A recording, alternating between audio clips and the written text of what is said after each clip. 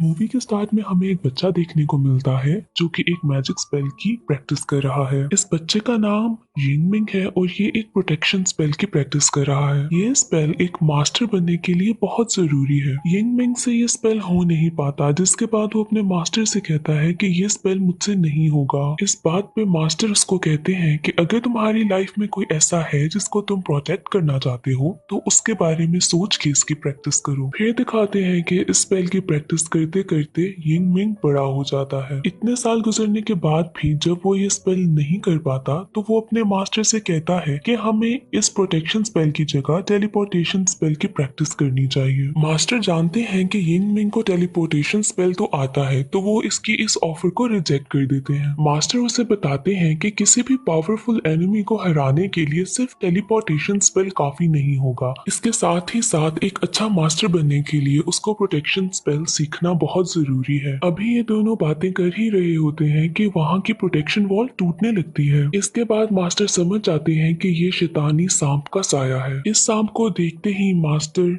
यिंगमिंग को किसी दूसरी डायमेंशन में ट्रांसपोर्ट कर देते हैं और इसके बाद अपनी 3 गार्डियन स्पिरिट्स को बुलाते हैं। ये तीनों गार्डियन स्पिरिट्स यहाँ मास्टर की हेल्प करने के लिए आते हैं। यहाँ 2 गार्डियन स्पिरिट्स उस प्रोटेक्टिव वॉल को बचाने की कोशिश करते हैं और एक गार्डियन स्पिरिट मास्टर को प्रोटेक्ट करती है, पर इन 3 गार्डियन स्पिरिट्स की हेल्प का कोई फायदा नहीं होता और प्रोटेक्टिव वॉल टूट जाती है। इतने में वहाँ पर यिंगमिंग बाकी स्टूडेंट्स को लेकर पहुंच जाता है। वो सांप इन सब पे हमला करने ही वाला होता है कि मास्टर जी सब स्टूडेंट्स को कहते हैं कि वो प्रोटेक्शन स्पेल यूज करें। जहाँ बाकी स्टूडेंट्स प्रोटेक्टिव स्पेल इस्तेमाल करने लगते हैं, यिंगमिंग मास्टर की बात नहीं सुनता और टेलीपोर्टेशन स्पेल यूज करने लगता है। यहाँ सांप यिंगमिंग पे अपना जहरीला अटैक करने ही लगता है। मास्टर यिंगमिंग के सामने आके उसको बचा लेते हैं। यहीं दूसरी तरफ मास्टर का एक गार्डियन स्पिरिट खुद को सेक्रीफाइस करके सांप को मार देता है। अब यिंगमिंग अपने मास्टर की डेथ से बहुत परेशान है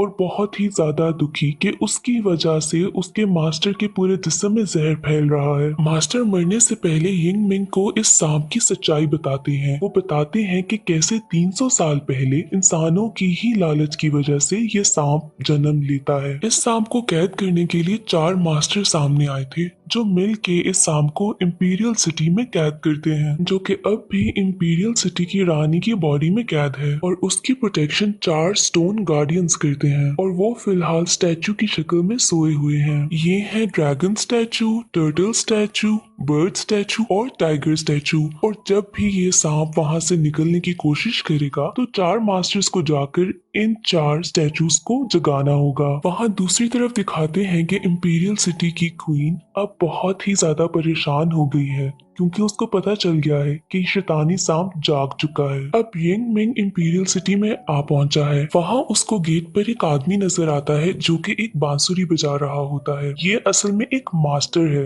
और इसका नाम है बुया। तभी इनको एक और मेलोडी की आवाज आती है जिनका ये दोनों मिलकर पीछा करने लगते हैं। काफी देर पीछा करने के बाद उनको पता चलता है कि ये मेलोडी बेसिकली एक डीमन यानी कि शैतान बजा रहा है। बुया उससे पूछता है कि तुम्हारी हिम्मत कैसे हुई ये बांसुरी चुराने की, क्योंकि ये बांसुरी हमारे राजा की है। यहाँ ये डीमन इनको बताता है कि जब उसकी दोस्त जिंदा थी तो वो महल में गाने गाया करती थी और वो अक्सर इसी धुन को बजाया करती थी। मुझे बस उसकी याद में ये धुन सुननी थी। बुया को शैतानों से सख्त नफरत थी। यहाँ पर वो शैतान को मारने ही वाला होता है कि यिंगमिंग उसको बचा लेता है। यहाँ यिंगमिंग बुया को बताता है कि ये एक डीमन तो जरूर है पर इतना भी कोई बुरा नहीं कि तुम उसको मार दो। बुया यिंगमिंग से कहता है कि ये एक शैतान है और बहुत बुरा है, इसको अच्छाई और प्यार के बारे में क्या पता। यिंगमिंग कहता है कि क्यों नहीं, इसको क्यों नहीं पता होगा। इन्हीं बातों की वजह से यिंगमिंग और बुया में लड़ाई हो जाती है। लड़ाई में यिंगमिंग उसको हरा देता है जिसके बाद बुया वहां से चला जाता है।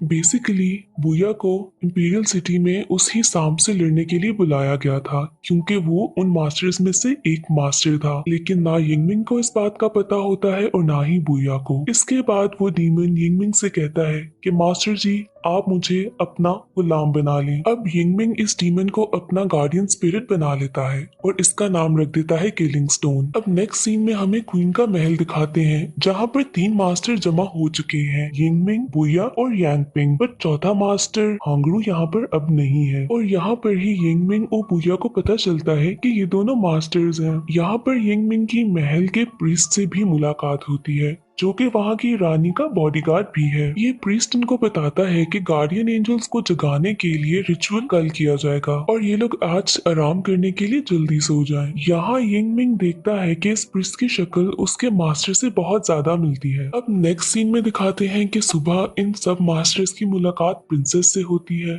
और इनको पता चलता है कि सफर के दौरान चौथे मास्टर हांगरू को किसी ने मार दिया है और अब ये मास्टर्स इस बात को डिस्कस करने के लिए रानी के पास जाते हैं। अब यहाँ पर रानी पर्दे में रहने वाली है जो कि सिर्फ पर्दे के पीछे से ही ऑर्डर देती है। रानी यहाँ पर बहुत ही ज्यादा परेशान और गुस्से में आती है कि इतने ज्यादा इम्पोर्टेंट रिचुअल को करने से पहले ही किसने चौथे मास्टर को मार दिया। अब इसके बाद वो रानी सारे रिचुअल की जिम्मेदारी प्रिंसेस को दे देती है। वो साथ ही मास्टर हांगरू की मौत की इन्वेस्टिगेशन करने का ऑर्डर देती है और अपने महल के प्रीस्ट को कहती है कि वो 4th मास्टर बन जाए। अब इसके बाद वो चारों मास्टर्स रिचुअल स्टार्ट कर देते हैं जिसके दौरान ही प्रिंसेस के ऊपर कोई डीमन अटैक करता है। यहाँ पर यिंगमिंग प्रिंसेस को बचा लेता है और बुया उस डीमन की स्पिरिट से रिचुअल को कंप्लीट कर देता है। इसके बाद चारों गार्ड सोन्स जागने के लिए तैयार थे। अब यहाँ पर अचानक से आसमान का रंग बदलने लगता है। इस मौसम के बदलाव से यिंगमिंग और बुया समझ आते हैं कि किसी डीमन ने उन पे फिर से अटैक किया है। इसके बाद ये दोनों प्रिंसेस के रूम की तरफ भागते हैं जहाँ पे वो लोग जाके देखते हैं कि प्रीस्ट मास्टर योंग ही से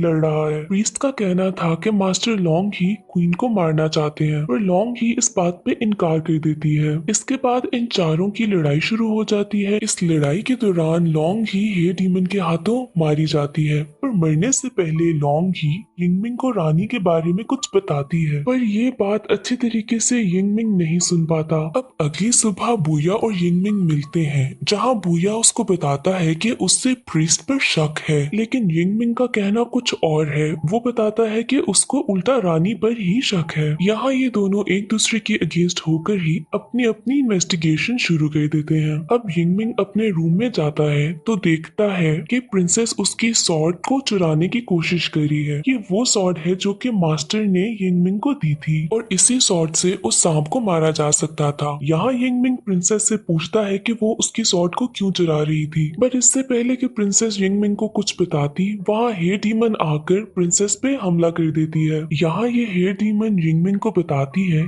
कि वो इस बात के लिए 60 ईयर्स से इंतजार कर रही थी और उसी के पास से यिंगमिंग को रानी की एक तस्वीर मिलती है जिसमें वो बिल्कुल प्रिंसेस जैसी नजर आ रही है। इसको देख के यिंगमिंग सारी बात समझ आता है और वो इसके बाद बुया के पास जाता है कि वो सारी बात उसको बताए। यहाँ पर बुया प्रिस्ट के पास पहुंचा होता है उससे इन्वेस्टिगेशन करने के लिए। यहाँ यिंगमिंग देखता है कि बुया जमीन पर गिरा हुआ है और वहाँ से प्रिस्ट भाग चुका है। यहाँ यिंगमिंग बुया को उठाता है और ये दोनों महल से बाहर जाते हैं।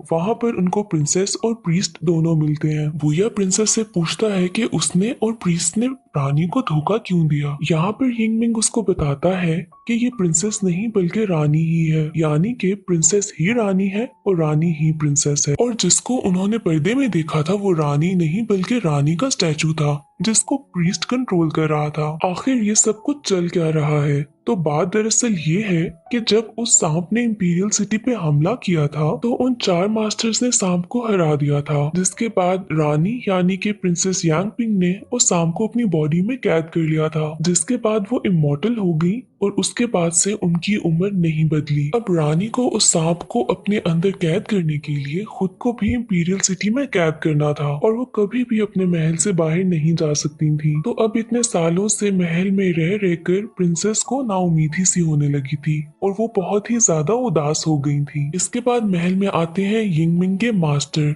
जिनके आने की वजह से प्रिंसेस का दिल बहल गया, बट वो वहाँ पर हमेशा के लिए नहीं रह सकते थे और उनको वहाँ से जाना पड़ता है। लेकिन प्रिंसेस उदास ना हो तो वो मास्टर उनको एक गार्डियन एंजल देते हैं जो कि बिल्कुल उन जैसा दिखता है, और वो गार्डियन एंजल कोई और नहीं बल्कि वो प्रीस्ट ही था। अब प्रिंसेस को तो यही लगता है कि प्रीस्ट वही मास्टर है, पर वो कोई और नहीं गार्डियन एंजल ही है। अब कुछ अरसे के बाद प्रीस्ट प्रिंसेस से कहता है कि वो इमॉर्टल होना चाहता है, और क्योंकि प्रीस्ट बिल्कुल मास्टर जैसा लगता है प्रिंसेस बात मान लेती है। लेकिन इस बात के लिए उसको अपनी बॉडी से वो सांप निकालना होगा जिसको उसने काफी अरसे से अपने जिस्म में कैद करके रखा था। इसके बाद उस सांप को प्रीस्ट को अपनी बॉडी में कैद करना होगा जिससे वो इमॉर्टल हो जाएगा। ये बात सुनने के बाद यिंग मिंग और बुया उन प्रीस्ट के ऊपर हमला कर देते हैं। यहाँ प्रीस्ट उन पर टेलीपोर्टेशन स्पेल यूज करता है, बट जैसे कि हमें पता है कि यिंग मिंग की टेलीपोर्टेशन स्पेल बहुत स्ट्रॉन्ग है, वो उनके स्पेल से बच जाता है। दूसरी तरफ हमें दिखाते हैं कि प्रिंसेस की बॉडी में बहुत ज्यादा पेन स्टार्ट हो गई है, जिसका मतलब ये है